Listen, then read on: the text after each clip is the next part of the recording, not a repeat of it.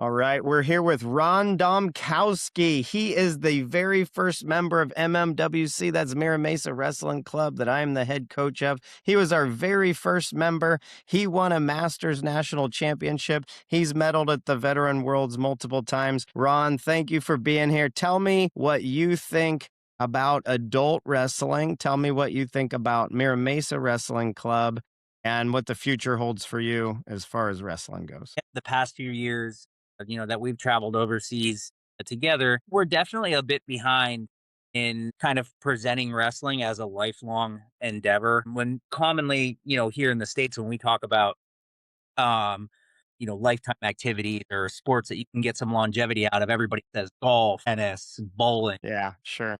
to us, that you can do it. UWW has age groups up to 6 years old, and then guys like Self Brown here with USA Masters are finding all kinds of opportunities that are with just separate delegations or federations that are offering matches for guys that are even beyond that UWW age group. So I think wrestling for the veterans and masters level is in a really good place worldwide. It's just here in the States have to do a little bit more to promote it and present it in a way that you can do it as an older athlete. I think Coach Brown, you guys are all doing a really good job of it. I think we all are, and you see that with sense of like our Masters Nationals growing in numbers. Yeah.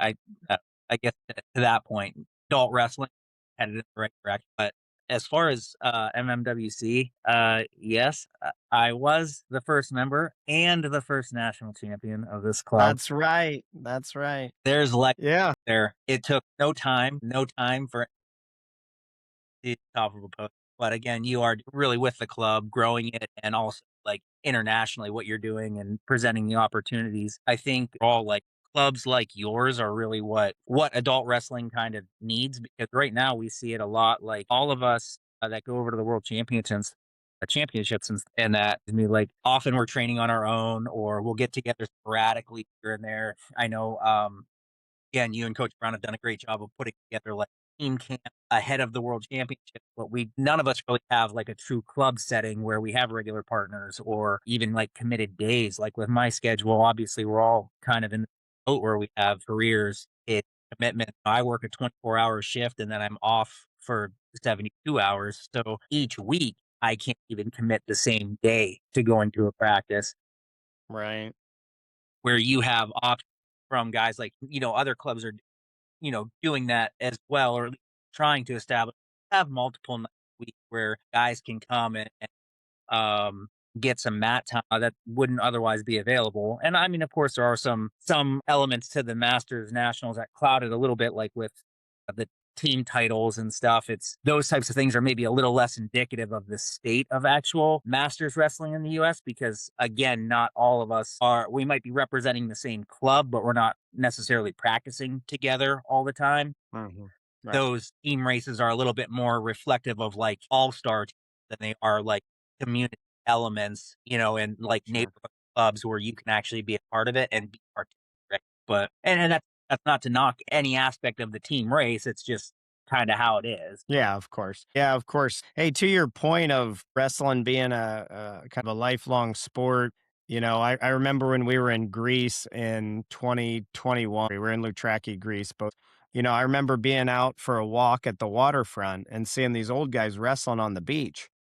And Yeah. they're just doing it as part of their lifestyle, and I'm like, I talked to them, "Hey, are you guys wrestling in the Veteran World Championships here?" "No," and they're just out there wrestling on the beach and in Greece, which was really cool, and it's just a part of their culture and life, and we're doing better about that in the United States, as you mentioned.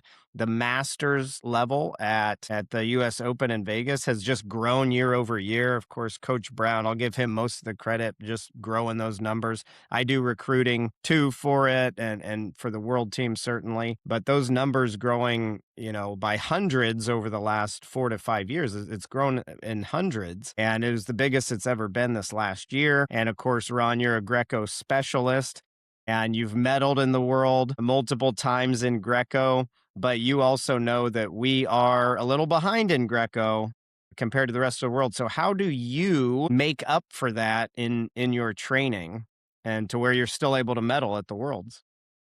Yeah, I guess one thing I try to do is seek out individuals that can make me better. I never want to approach, especially now being older. I know I have to approach my training in a way that's a little bit more I guess, focused in the sense that like I don't want to go in and just grind and break a sweat. I want to be if I'm taking the time out of my life and away from my family and having these vacation days fly across the country, it's going to be to a place like Mira Mesa Wrestling Club where there's knowledge for me to gain. I can come and get my personalized coaching, or seeking out a trip with partners or something like ahead of the World Championship in Croatia a week Germany with some friends that I had made in prior years to get a camp in. Just pick the minds of guys who are growing up from the time they're 5. Their first taste of wrestling is Greco-Roman. Yeah, A lot of watching elite level competition. What can I take and do? That what are these guys doing that I'm not? It's clearly working. So it's not on the sport to change. I have to adapt. And if I'm 40 years old and I'm still learning, then wrestling's doing the right things for me as a person. And right. I would hope that I can kind of establish with my personal life a relationship, not just what I do. It is part of who I am. I identify with myself being a wrestler. I enjoy that aspect of it. If somebody asks me, what do you do? I don't say, well, I enjoy playing dominoes, which I do with the guys. Plus, I wrestle. That's right, and that I garage. Some people put workshops in there. Some people park their cars, sure, but my garage has a sauna, wrestling mats, and throwing dummy. I mean, that's what I do. I try to live the sport the best that I can, and I rest easy knowing I'm doing everything I can as a 40-year-old athlete to keep getting myself better. That to me, Absolutely. but Yeah. Yeah, so, speaking of all these hundreds of wrestlers that we have wrestling masters at the US Open, so at the world level, it's called veterans. So under UWW, it's called veterans, and that's 35 and over. In the US, that's 25 and over is called masters. So kind of the same thing, but a little bit different nuance there. So for UWW, for our Americans to go there, Ron, some guys, we leave a lot of studs at home.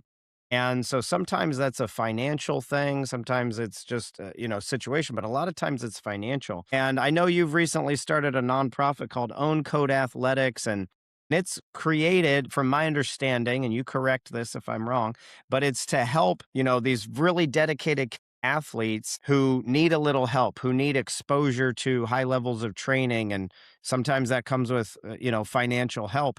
You're from a small town. How do you get to train with the best in the world? So you started OCA, Own Code Athletics. Do I have that right? Do I have the mission of Own Code Athletics correct yeah. here?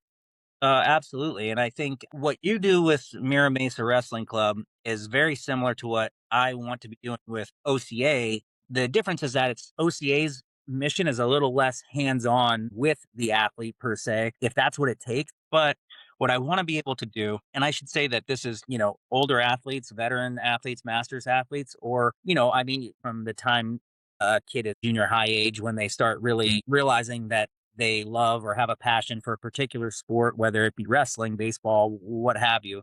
You see a lot more now, kind of to touch on your point that I would consider myself a Greco specialist. That's the style I wrestle. I show up at tournaments and I only wrestle Greco Roman. A lot of young athletes now that are specializing in their discipline, whether it's baseball, soccer, whatever. But as you have kids at younger ages beginning to specialize more, the competition to actually get yourself to the next level, yes, is good because the talent's getting is kind of growing as well. But the biggest barrier can be kind of, as you said, we have a lot of talent that sits at home because there's financial barriers or I guess finances are one, but certainly, like as you mentioned, if you're from a small town, you might just not have the community, and that's what I want to be able to do. Like last week, I sent out a ton of emails just promoting a young baseball player that we have. He's going to be a junior in high school next year. We got recruiting letters out. I was tweeting different college coaches and that, and actually, one coach got back to me.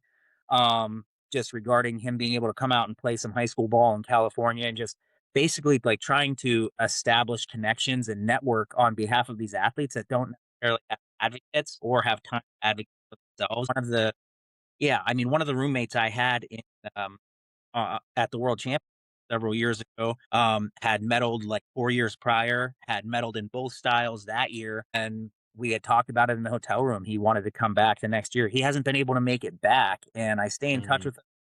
And the thing is, it comes down a lot to time, money, just resources that aren't always prevalent. Thing is, like OCA wants to take and help families that otherwise it falls on the parent, and it's hard to explain in just a couple minutes. But um, there are many programs that are available in pretty much any community to serve an underprivileged population, and those are very noble.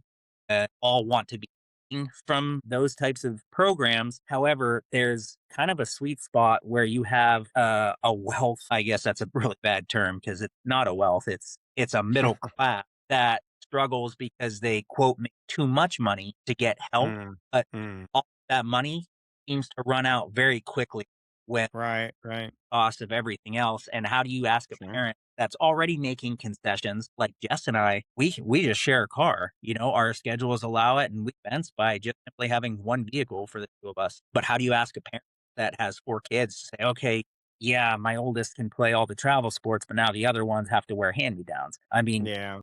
sucks to, but those are the case for a lot of people that I've talked to, and I want to help alleviate the stress. Well, that's really cool, Ron. There's not a specific financial floor you need to be at to be involved with Own Code Athletics. There's not a specific sport. We're everything from badminton to Greco-Roman wrestling to baseball, tennis, whatever that sport is that's your passion. OCA can help you out. So if you're interested in being a donor for that or being involved, please hit us up in our DMs and I'll get you in touch with Ron Dombkowski, great guy, great ambassador for the sport of wrestling and now all sports.